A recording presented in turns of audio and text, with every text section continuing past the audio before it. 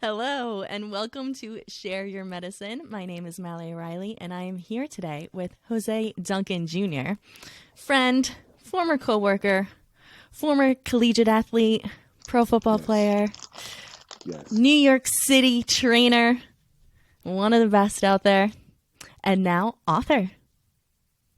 What's up? nice. I'm great, and it's kind of weird hearing my name being used in different contexts. But yeah, I'm great.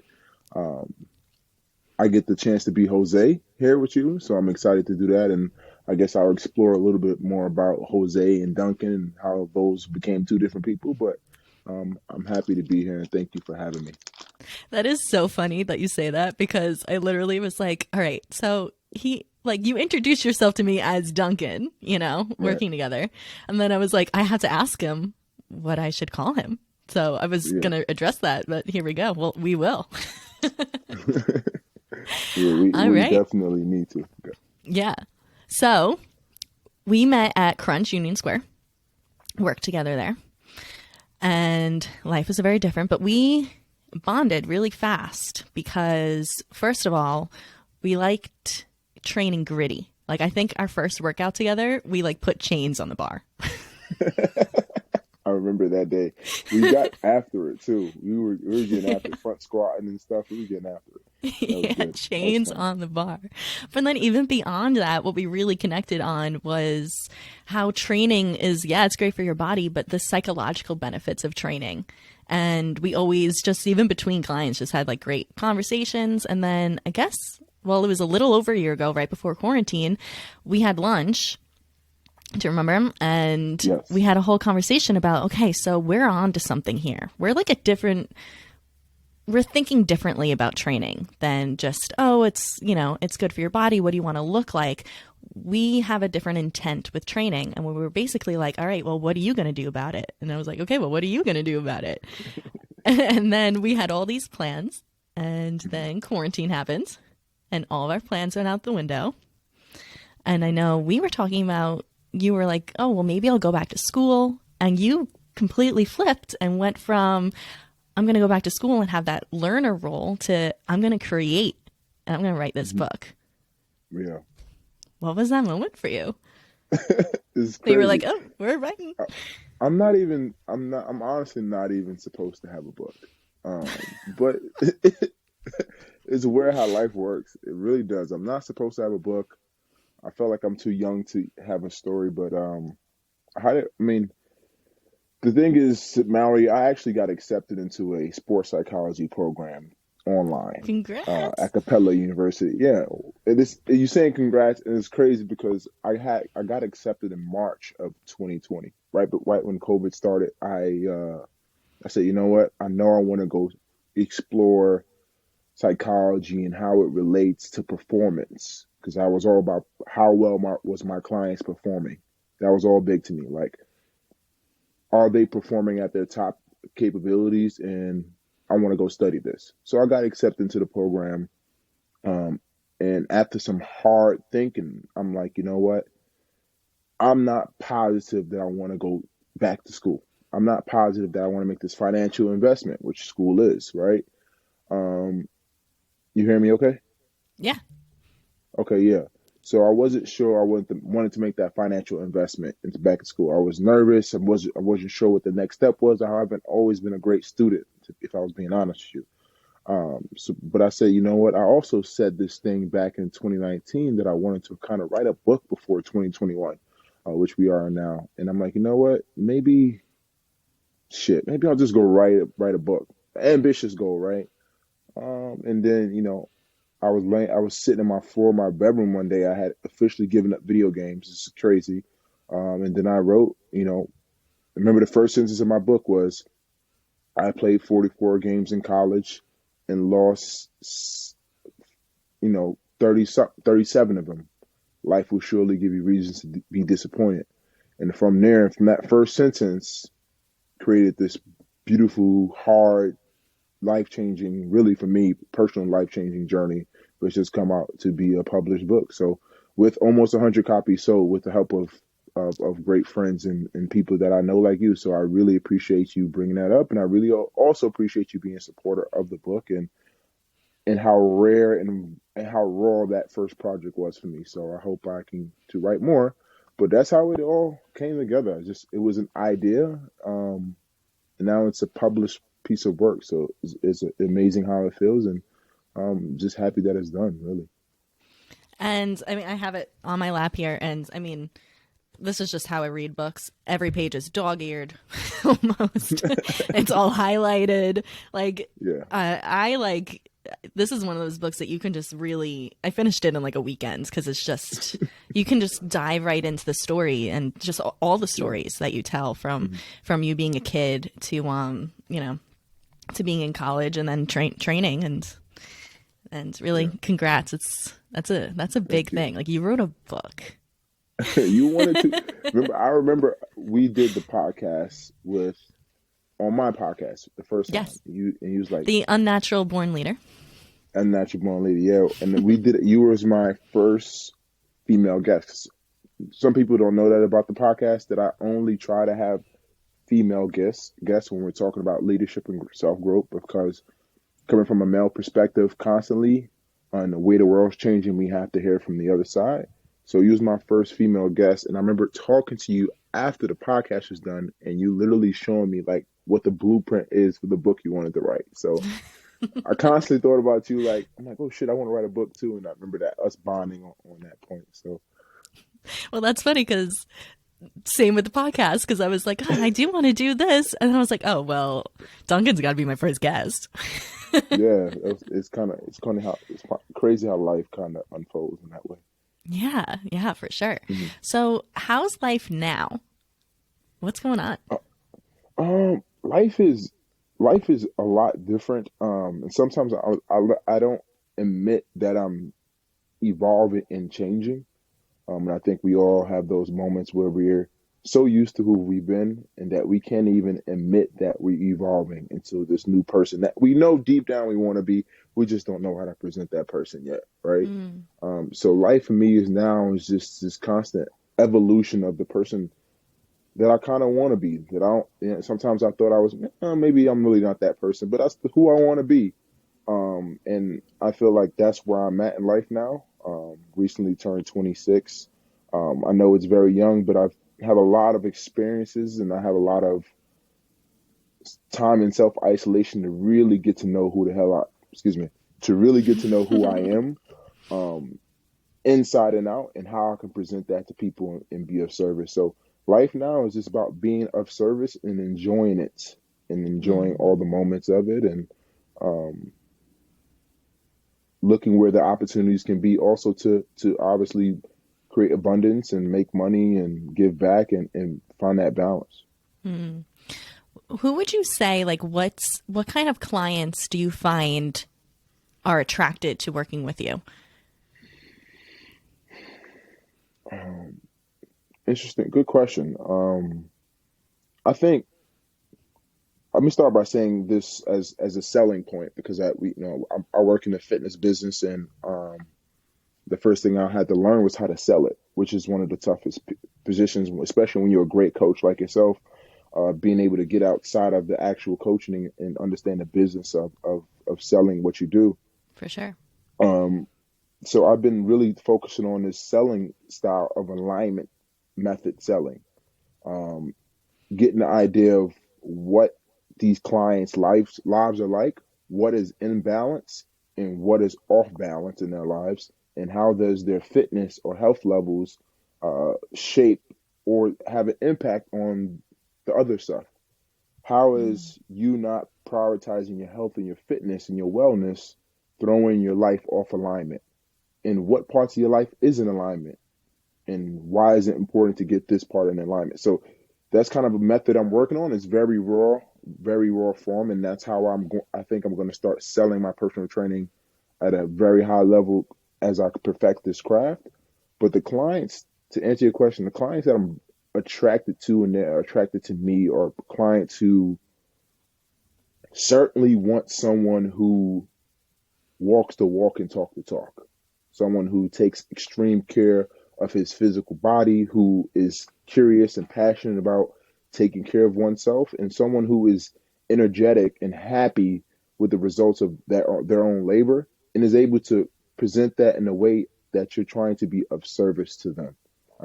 So the clients that are attracted to me is the clients who not only need but also respect uh, value, and they want to pay for that value, which has been a help. And I hope that answers your question. But clients who understand value and what value costs and are able to make their investment in it, I think those clients have been pretty attracted to me lately.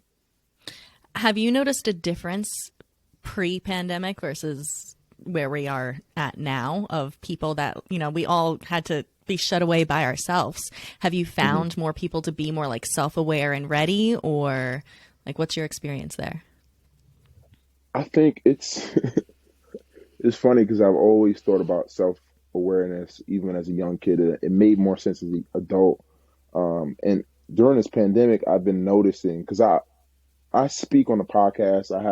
I wrote a book, but I do a lot more listening and reading than I do talking and creating, right? So I've just been seeing a lot of people dive into things like,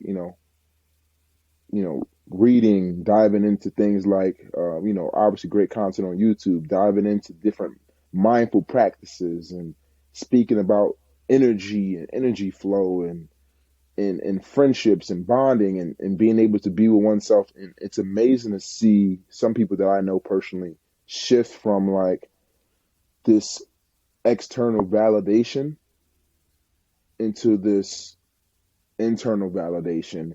And it's creating even more external validation, if that makes sense. Being able to see people accept themselves and embrace who they are. And in return, everyone embraces that, because that confidence and definitely is something that's attractive. So I think the biggest change I've seen for people I know is just willingness to just accept who they are and not think that's a final thing, but accept where they are on their journey and not have to fake it like they're someone that they're not. So I think it's huge to see people just be themselves more. Yeah. I've been experiencing that even myself right now, of just like, okay, this is where I'm at right now, and just be all here right now. And this is where we're at. This is what we're working with. We learned the hardest lesson of, it doesn't matter what your plans are. You just have to keep being where you are at this moment, because plans can change. So certainly quarantine, it was a great awakening, exposed a lot of things. It's almost pulling a Band-Aid off a really long wound that you never took time to heal. That's what quarantine was. And I think it was necessary for a lot of us, myself included. Yeah, for sure. We have this thing, with, OT, wound care and whatnot, is that scars are meant to heal from the inside out, right? And the skin and everything's supposed to rebuild from the bottom up. But for a lot of people, the scar has this skin that goes over it. But then that's when it gets infected, is when it just kind of covers it up. So as a OT, you have to, or anyone working in wound care, you have to, make sure it heals right. And that was definitely, I think about that all the time with quarantine right now, of, how many wounds have I had, or clients, or, whoever you're working with, that's the skin went over the wound, but the infection is under there still, Wow. That's amazing. And that goes to show is the great work you do as an OT, how, everything is so interrelated, but it's so different and unpredictable at the same time. So I love that. I love that notion. Oh, thank you. And then, okay, so I have something that I really wanted to ask you, and I forget what page. See, you dog ear pages, but then you dog ear too many pages, so you can't find the page that you're looking for. Oh, we are diving into my raw project. I'm so raw in that project. Yes, we are. Because I really wanted to ask you about intuition, and I liked a quote you had about intuition. Let's see if I can find it. Is this it?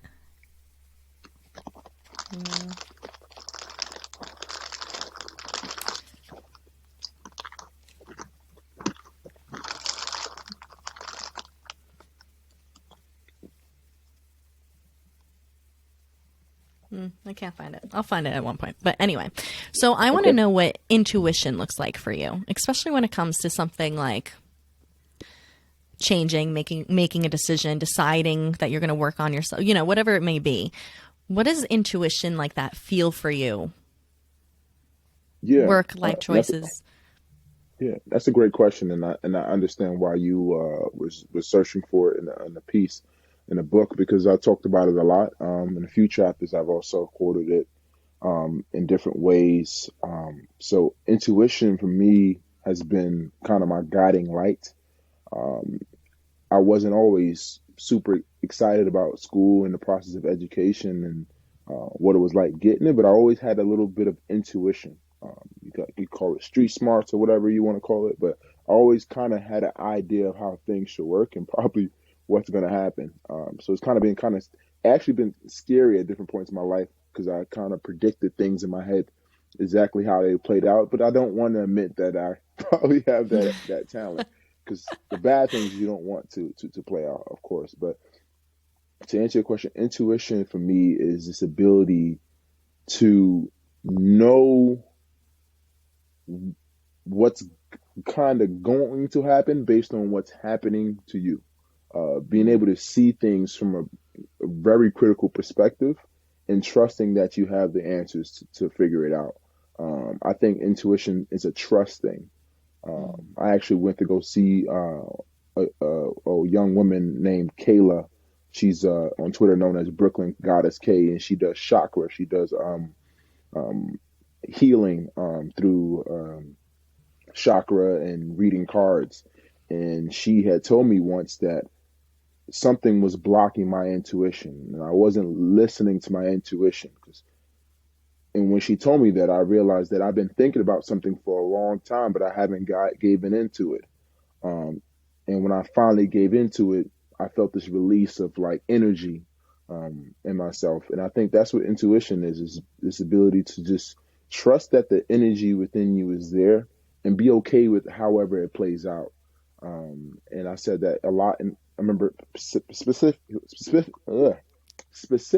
I need some speech pathology. Look, you can mess that one up too. I cannot help you with that. Oh man. Specifically in chapter 15, I remember talking about this ability to just be okay with who you are and being able to trust that what you know and what you have inside you is enough. And it's okay to use what you know and trust that what you know until you learn more. And it's not about not trusting what you know and trusting who you are, because the biggest regret is being able to not just trust yourself in moments where you need to. So intuition is definitely a trust thing, and I think we all struggle with it, but we just have to trust that we have the tools already to do the things we want to do. And then you said since you were little, you really had a strong intuitive sense. Yeah, I think I'm very observant. Only recently I've been able to really call myself a high level observer. I don't really use the word yet, but in conversation, I would say I am, because I'm very aware of what's going on around me. Quickly, I become aware of the room that I'm in and the people that I'm interacting in, and I do a lot of reading of body language and this ability to decipher what's happening in front of me. And I think it's a great skill I actually learned through football, is this ability to decipher what's happening quickly. Especially playing a contact sport with a bunch of men, you have to be able to react fast, which also a big thing in exercise as well. And since I was little, I always had this ability to think fast, think on my feet, being able to adjust quickly to changing situations and not feel stuck or like I don't know what I'm doing. And whether I fell on my face and I was wrong and I messed up, I trusted that what I felt in that moment to do, I did it. And there's definitely been some times where I was wrong and some times where I was very right. And, I'm okay with living with both of those, but that ability to be observant and realize and get a sense of what's happening has been there for a very long time. That fascinates me when it comes to playing sports, like a sport like football, because like I say it all the time with training that I'm working my intuition muscle, when it comes to, something feels a little too heavy today. Oh, I shouldn't go to this extreme, or I should, or whatever it is. And that's what I teach clients a lot too, is to be intuitive with your body and to work that intuition muscle. And then in life, same kind of thing. You're meeting people, you're, in business, whatever it may be. But I was never an athlete. So I never, or like a team sport athlete. I did like track. I kind of did field hockey for a little bit, but not really. But intuition in sports is so cool to me because it's such a social thing. Like there's so many, such a dynamic way to be intuitive, obviously. Yeah, it's a lot going on, and you're definitely an athlete in a fitness space and well respected amongst people I know, and a lot of conversations I have with people. I do bring you up as someone who is not only an athlete, you're welcome, but also an expert and someone who's enthusiastic about something enough to build, sort of a little bit of a business around it. But as far as this intuition and athletics, it's because like you said, we're training those muscles everywhere. Our environment is constantly changing, and we are meeting so many different personalities. We're going to so many different places. We're visiting different states. We're visiting different environments, and we have to have this ability to adjust quickly because each environment we enter, we're asked to compete. We're asked to perform. And if people know anything about performance, you have to be able to go into different environments and people expect the same performance. So when you go into, 20,000, 30,000 fans at an opposing team somewhere you've never been and you don't know anyone, and they're just booing, throwing things at you, saying all types of stuff like while you're on a sideline, cursing you out, calling you just all type of derogatory stuff, you have to be able to channel that out and still perform at a high level.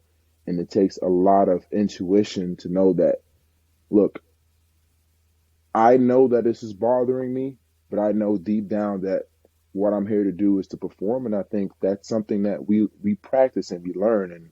And to your point, you practice it in fitness. It's so huge to be able to listen to what your body and your mind is telling you in that moment in the face of so many distractions. So I think it's important. And I guess sports does a great job of providing young kids with that. Yeah, for sure. Were you, when you played, were you able to kind of feel when someone else's intuition wasn't strong, whether it's like another, a teammate or not? Yeah.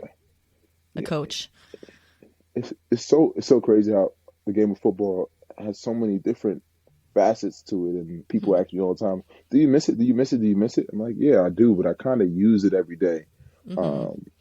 So yeah, I can tell when someone's intuition is not strong. And I don't want to knock anyone for being this, but you have those perfectionists, right? People who need everything to be in perfect alignment for them to move.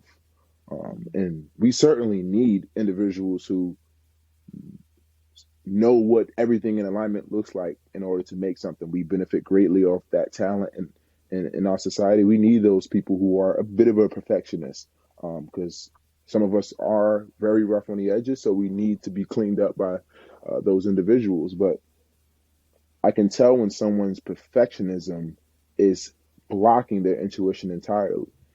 Their ability to create X's and O's and focus only on the data and all the X equals Y or 2 + 2 is 4, and not being able to realize there's so many other components that can make them successful. So you have guys who were really good at practice, really good in the film room, did everything right, but when it was time to play, they didn't trust their ability to perform. Excuse me.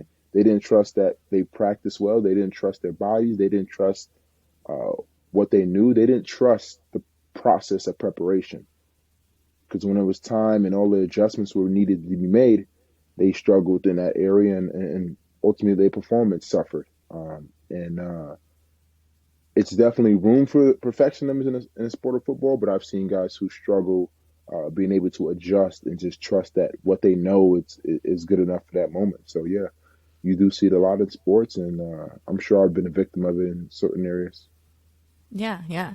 But then, you put in those reps, you play those games, and Right. then you're coaching in New York City. And I've never met more perfectionists in my life than being a trainer in New York City, and the kind of Oh clients yeah, sometimes that comes through your door because they have to be that way. Yet sometimes it's like, just your intuition muscle. yeah. It's amazing the kind of clientele in New York City, and I think it's important that as coaches we meet them where they at, and that goes back to the alignment method that I am excited to continue to work and perfect, because you meet them where they at, and they're perfectionists, but something's out of aligned. That's not Mm, aligned. That's why they're there. Something's not aligned, and mm, it may not even be related to fitness, yep. but you can use the tool of fitness as a catalyst to get that thing in alignment. So I think that's huge. And honestly, it's been a great journey really working with clients who do have perfectionist uh, personalities. Yeah. And one of the things you talked about in the book a lot too is just to think higher, dream bigger, basically. I think that's your thing. It's it's Literally. I have it like right here. I don't know if I showed it yet, but there's a video component to this if you're listening or if you're watching. So the greatest fight within, and then overcoming self-disappointment while living with high expectations. And I love how you go into that because that's a big thing that I preach too, is like dream bigger, just dream bigger. Like you can do it. Just keep doing it. Keep dreaming bigger. And perfectionists, a lot of times, they put themselves in a box, right? Yeah, I mean, I'm not a perfectionist, but I definitely have moments where my own expectations have been the solely reason why I was disappointed, or why I was mad or upset with myself. So it's easy for me to sit here and say perfectionism is a problem, but I've also had expectation issues, um, and not really understanding where this expectation comes from. So as you alluded to about the book and the title and the subtitle, um, it's not easy. It's not easy dealing with our own expectations. We're not easy. It's not easy dreaming bigger, thinking bigger, because sometimes we don't trust that we are capable of achieving those things, because we've experienced series of times at small attempts that didn't go well, and that disappointment in ourselves uh, stops us from thinking bigger, dreaming bigger, and expecting more out of ourselves. But I think it's important that we don't lower our expectations, but we increase our preparation and our ability to overcome some of the things we experience. Yeah. Oh, you said that so well.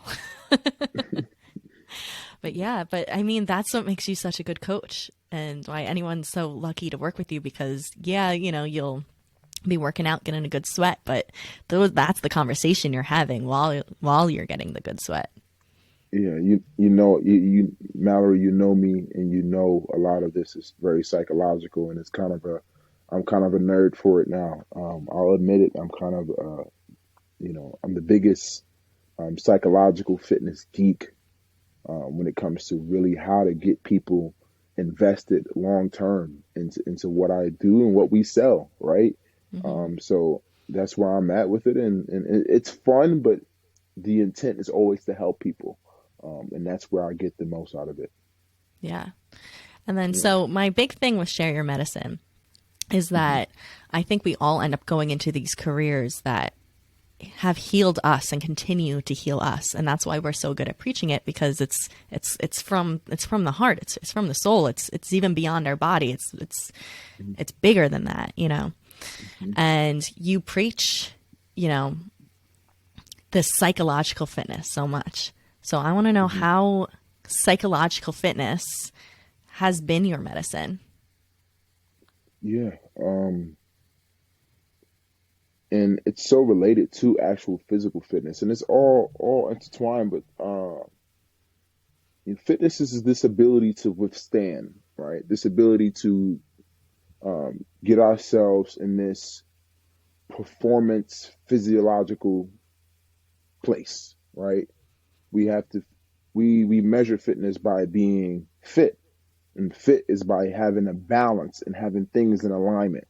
Whether we can squat, we can press, we can pull, we can jump, we can rotate. If we're able to do all those things efficiently and also look good while doing it, we're at a place where we can be called ourselves fit, right? Mm-hmm. And the same thing goes to, the psychological fitness. If I'm at a place where I can not only find time to be mindful of my body and my space and my time, I can find time to you know use intuition and really use my intuition to figure things out. If I can find time to not only read but absorb knowledge and make sense of it and apply knowledge, and if I can find time to increase my relationships and strengthen my relationships through conversation and do all those things, we find ourselves in a psychologically fit place because a few things in our life is in alignment, and that alignment is our psychological thought process all day. We're constantly trying to find homeostasis. We're human beings. We're constantly looking for balance in all areas of our life. And if we achieve it through physical fitness, but we're just in a really bad psychological place, as well as a phenomenal coach as you are, and OT as well, that psychological lack of fitness is going to eventually damage the progress the body's making. And once you start to do that, now you're messing with the most important part, the actual full fitness of your body. And it's so crazy to think about how it's been helping me and how I've been just constantly working on it. I'm not perfect, but I'm always checking to see if I'm improving in my ability to think, process, and do and create and to give back. If I'm not doing some of those things, life constantly just smacks me up my side of my head and say, hey, you're not in balance psychologically. What have Do you something to get found? yourself. Say that again. No, I was done with the thought. What have you found to be the best methods for you for like finding that stillness and having those conversations with yourself and, that those self-care moments even out of the gym? Yeah, certainly. And the gym is a huge part, right? We're so connected now to our devices, being able to lift weights and move weights around. We don't really know that takes a break off the whole, we're disconnecting in that period. So the gym is huge. But what I've found, and I listen to a lot of people, big shout out to Dr. Sylvia, who I interviewed a few weeks back. We must allow our thoughts to flow and disconnect from the idea we are the things we think about. We're not. Thoughts is just energy, and energy is flowing through us, right? Yeah. But we have to get ourselves in a space where we can allow those thoughts to flow. Because if we don't have any fluidity in those thoughts, they stick, they get stuck. We start to overthink them. We start to get overwhelmed. Do you know how those thoughts get stuck and overwhelmed? When we don't have time to let them flow. When we're constantly on our phones, we're constantly doing something, we're constantly here and there, here and there. Mm-hmm. The thoughts are coming, but they're not flowing. So you're literally going throughout your entire day with a thought that you didn't deal with yet because you were doing something on your phone or you were watching somebody else's life.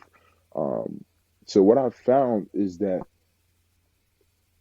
I have to be mindful of the times of the day that I can achieve that little bit of stillness and that silence. And it's going to sound crazy, but the shower is the number one place. I used to take my phone in the shower and listen to music or listen to a podcast, and I stopped doing that because I'm like, shit. I went throughout this whole day, and I'm dying for some stillness time. I'm dying for some quiet, silent time. And if I take my phone into this one space where I'm silent, where it should be silent, I'm gonna ruin that for me. And I'm not opposing listening to music while you're showering. I'm saying find times where you are physically using your hands to do something else and use that time to think. Use that time to let your thoughts flow. So you got the shower when you're touching your body. You're actually connecting with yourself. It's kind of crazy, right? You're cleaning yourself, right? Yeah. Yeah. You got cooking. If you don't cook, I think I don't care if you go whip up a 20-minute meal. That time you're mindful. You're moving pots, pans around. You're pouring oils, seasoning, moving food around. That's mindful time. You're letting your thoughts will come and flow. They appreciate that time as well. And if you drive, that's also another time, but Mm-hmm. use those times to let all your thoughts flow. And if you're not able to create those times in your life, I think we should set times and be intentional about those times because we don't let our thoughts flow. We get extremely anxious over time. And I say that personally because I was someone who didn't let his thoughts flow, especially during quarantine. I was too wired every day of quarantine, and the book made me that way as well, just wired every day to do. And the anxiety definitely got worse during that time. But I think for me, just being able to recognize like, hey, you know what? This time of the day, I can sneak in some mindfulness time, and that's what I'm going to do. I'm not going to do anything else because if I don't get that time, I'm more afraid of the ill effects of it long term as being overly connected and not connected with myself. Isn't it so crazy the second you start to find that stillness, how it is such a big thing for alignment? It's like you need to just not listen to anything and just see what comes in and out. Like you need that time. It's so essential. I honestly think that that's one of the biggest blessings of quarantine. It's that a lot of us, we were given time. And hopefully, even if you're listening, you're not doing it now, that you find time where you can find that stillness and listen. And I mean, you're a Pisces, so no wonder why you like the water. Absolutely. And my question to you is just think about your clients. Think about your most, I guess, career successful client you have. Mm-hmm. Just take a moment and think about that person, right? Think about the conversations you have with that person. Think about all the things that's going on in that person's life and why they're successful. Like seriously, think about that client. I'm thinking about that client now. And what's coming to my mind is that not only is that client successful, but there are things in their life that's in alignment. Mm-hmm. And they've made so many sacrifices to be successful. And now they're working with me one-on-one for the one thing in their life, the absolute one thing in their life that they feel is out of alignment. And it's so amazing to think about how impactful we can be to put that piece together to a already successful story, right? Right. So that's why I like the idea of mindfulness and stillness, because that hour that client spends with you may be the only hour of their day that they can be still and silent if they want to be during a session, right? They can just be with themselves for a little while, and you just kind of guide and manipulate things the way you do it. But we're providing a great service, and I wanted to share that as far as it goes to successful people and how they find time to find that alignment as well. Yeah. I also think, hold on, my thing needs to be plugged in. Mm-hmm. I hate for the computer just to turn off. There we go. But also for trainers to find the stillness in that moment. Like how many trainers do you know that, they're on their phone or whatever, instead of like having that, like we're so blessed to have this job that it's so many careers in one, I think, that you're really listening to, whatever that person wants to talk about. And like you two are aligned. Your souls are aligned at that moment. They're choosing to be with you, and you, if you're a good trainer, should be choosing to be with them out of everything else. And even if that day, if you're like, oh, well, I really wanted to help you get, whatever number in your squat or whatever today, and that person isn't feeling that today, like you need to be aligned with that, because then you're there to also help build that confidence. And that comes from having those aligned moments. So you're spot on there from the person and from the trainer and the coach. Like you have to, that's also the trainer, the coach, that's your shower. Is when you're Absolutely. like, you're there, you're doing it. Like, this is it. This is your moment. You took all these years studying the body, studying the mind, all these things. We're doing these continuing education classes all the time. It's like, I want to be the best I could be. Why? For that moment where you could be aligned with that person. Like, what a blessing to have that with somebody in such a vulnerable state. Absolutely. And that's where the performance comes in. And that's where I talked about and earlier alluded to performance. Um, that's our performance. And I come from the football background, and the reason I love coaching is because that hour with the client is my time to perform. All this work I've been doing, like you mentioned, and all the work we do as coaches, on and off the time we're coaches, are for those hours where we need to be so present. Mm-hmm. I can't emphasize this enough, Mallory. We need to be so freaking present with that person. I don't care what the client goals are. We need to be so present with them that it's almost like an emotional connection.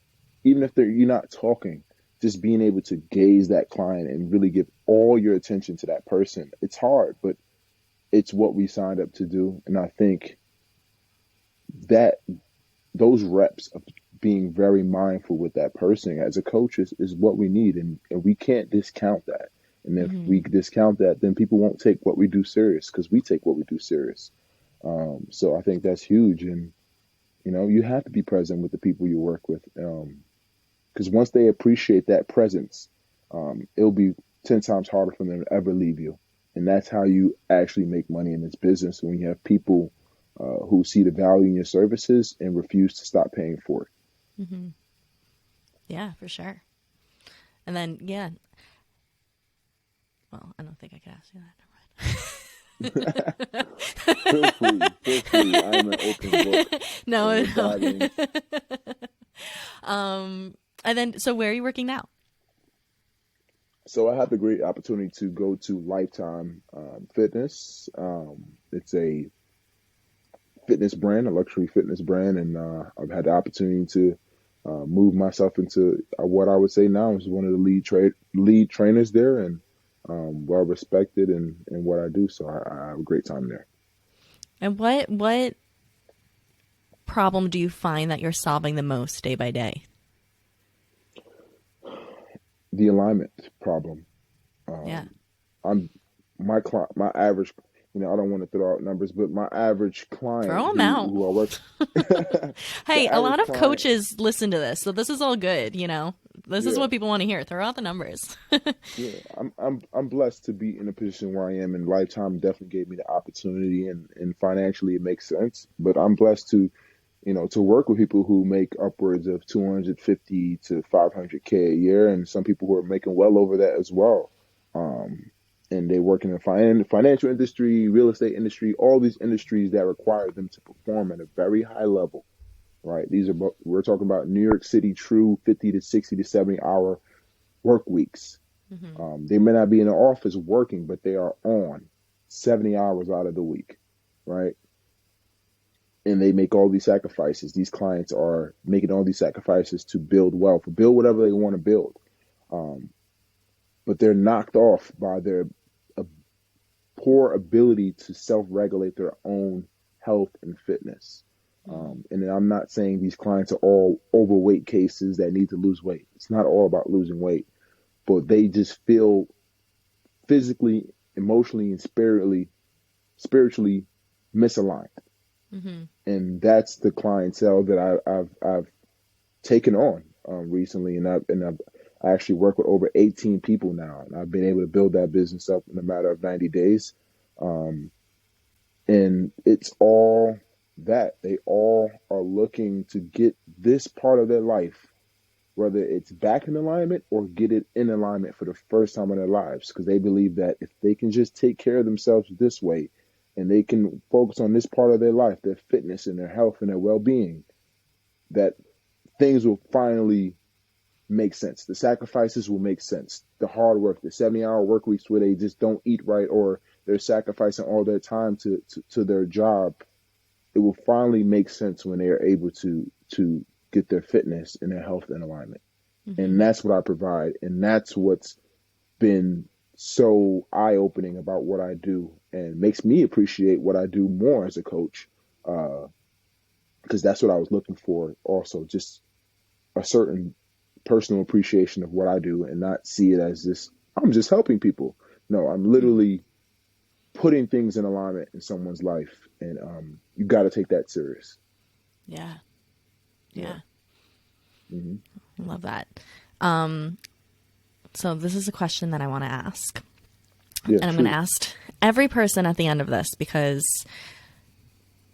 I love thinking about this and I love hearing people's perspective on this.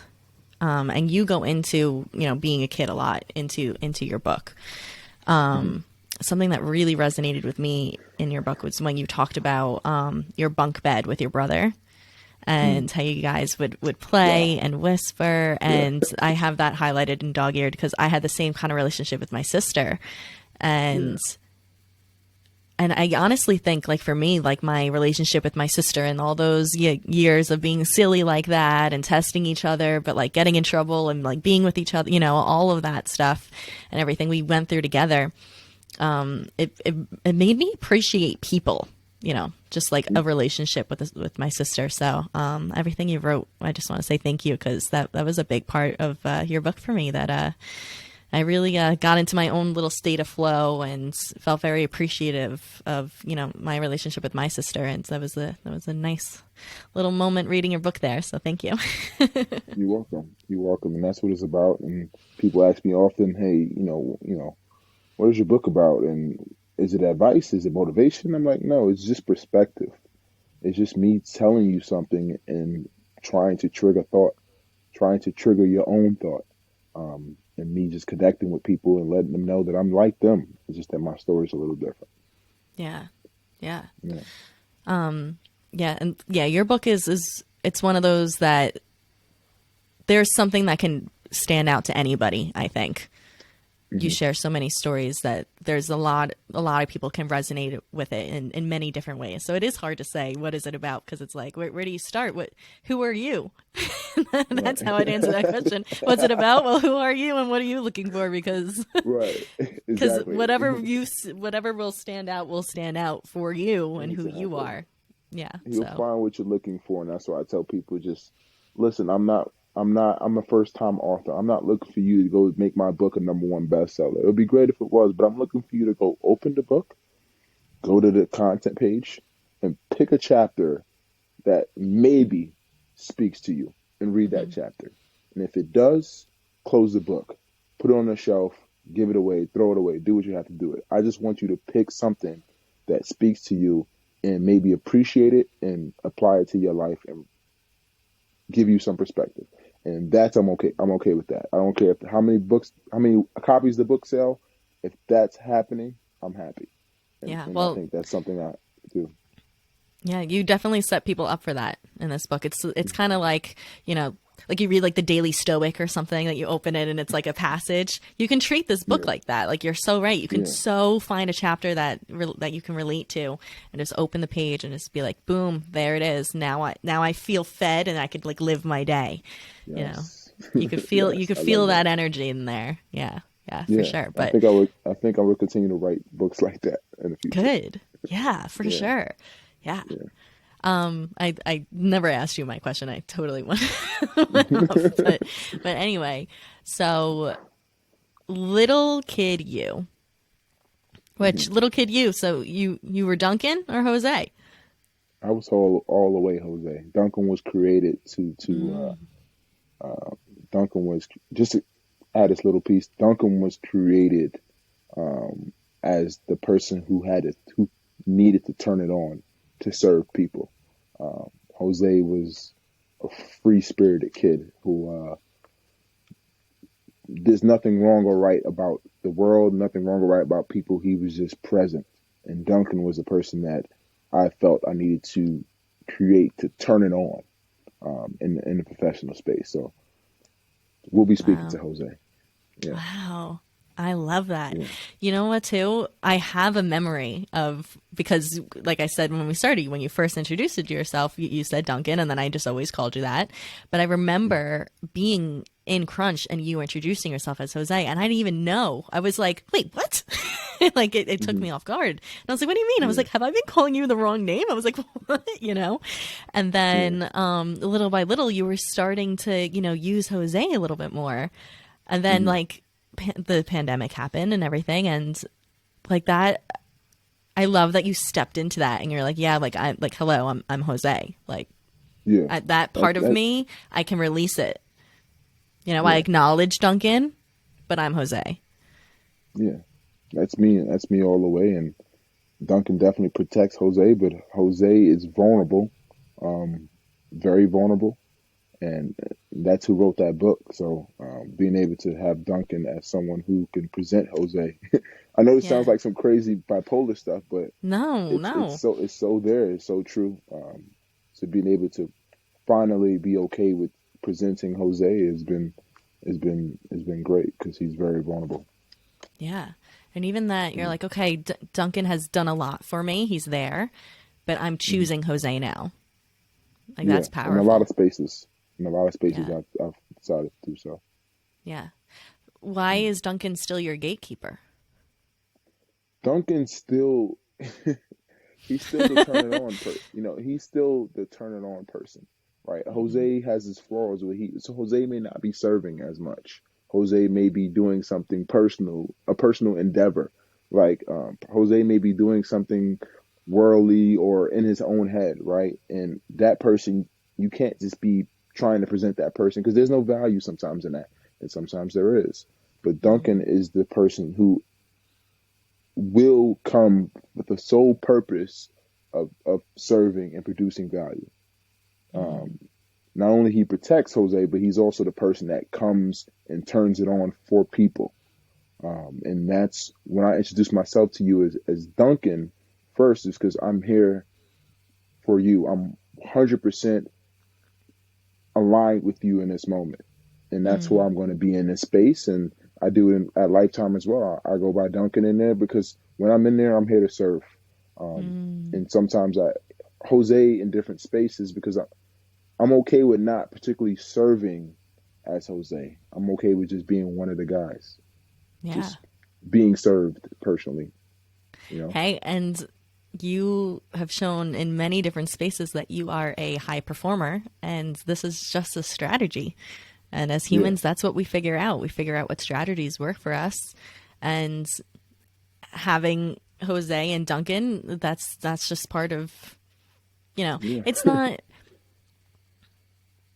I think that's a great strategy to have and a great visualization for people because though you could say, oh, it's like, having like dissociative identity, like you could put it yeah, as of course. something like that. And, Mhm. a lot of people do think that way, but I actually think that is a good strategy to think for a lot, Mhm. that works for you. So Yeah, it's not anything that it's like, oh, that would sound weird. It's like, no, this is a strategy that's actually working for me to think of this, but put it kind of outside of my body a little bit. Like yeah, I'm outside of this. This is, sometimes I channel this and sometimes I channel that. And that's just how I perform.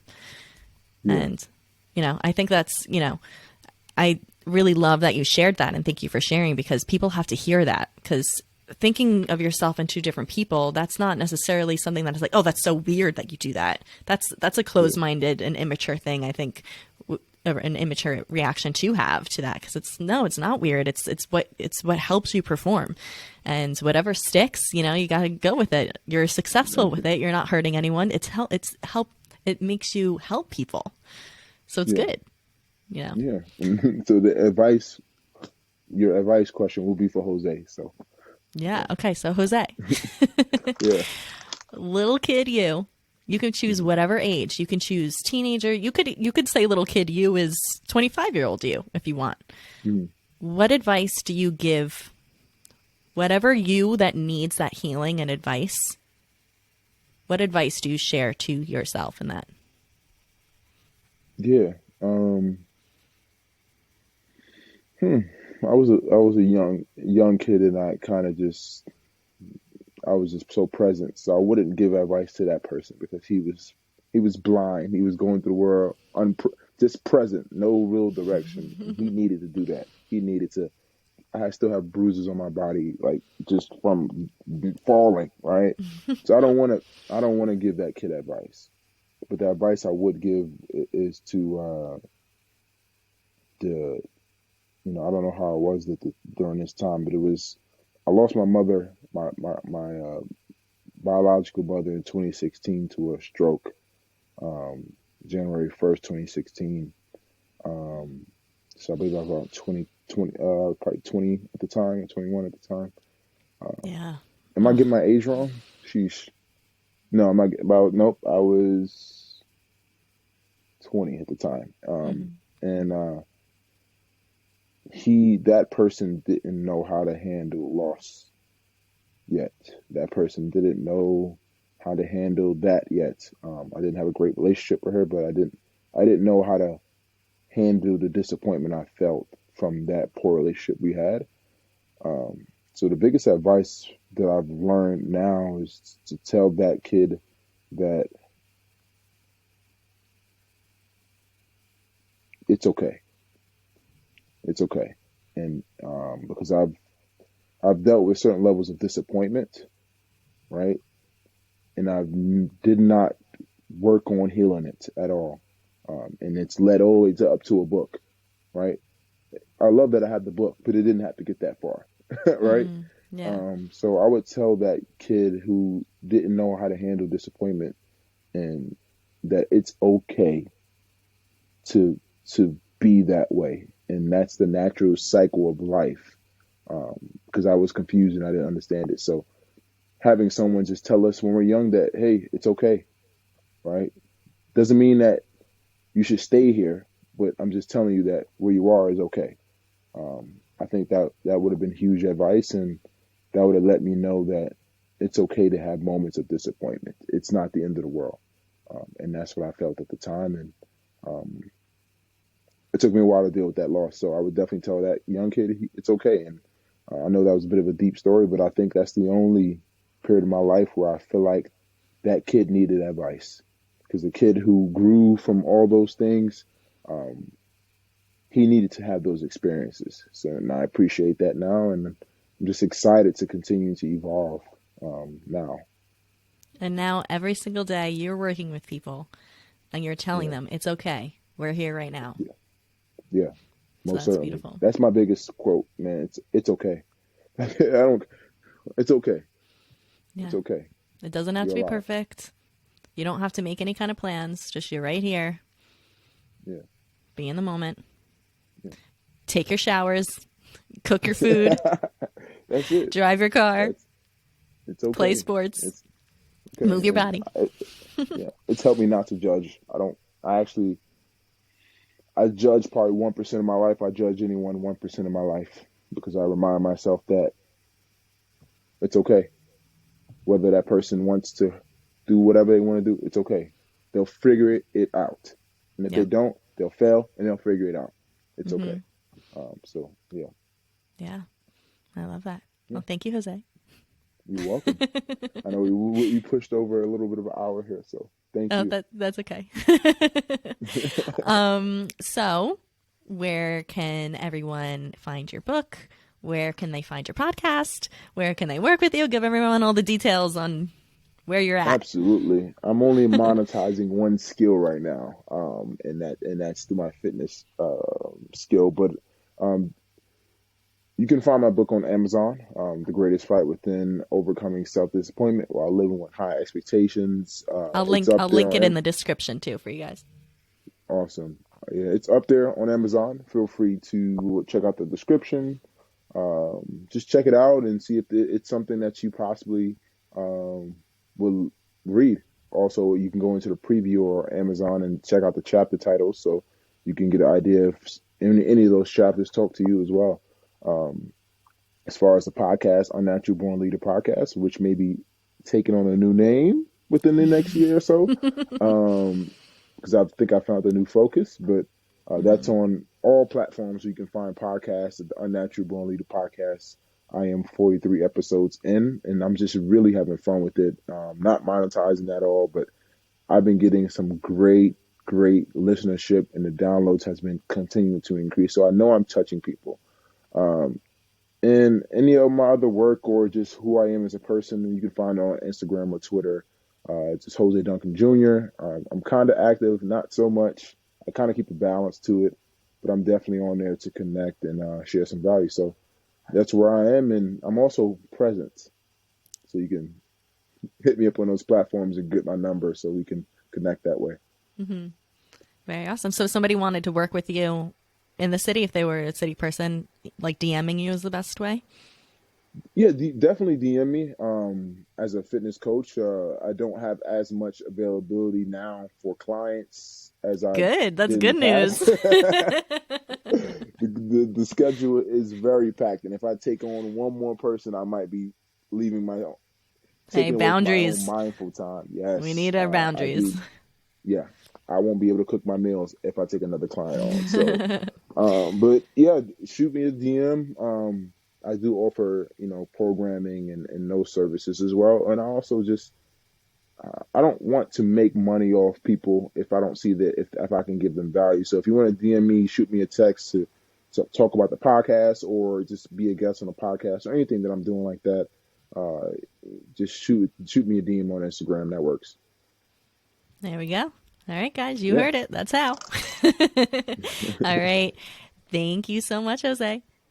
Thank you, Mallory. It's That's- always good talking to you. Okay. Now it says loading.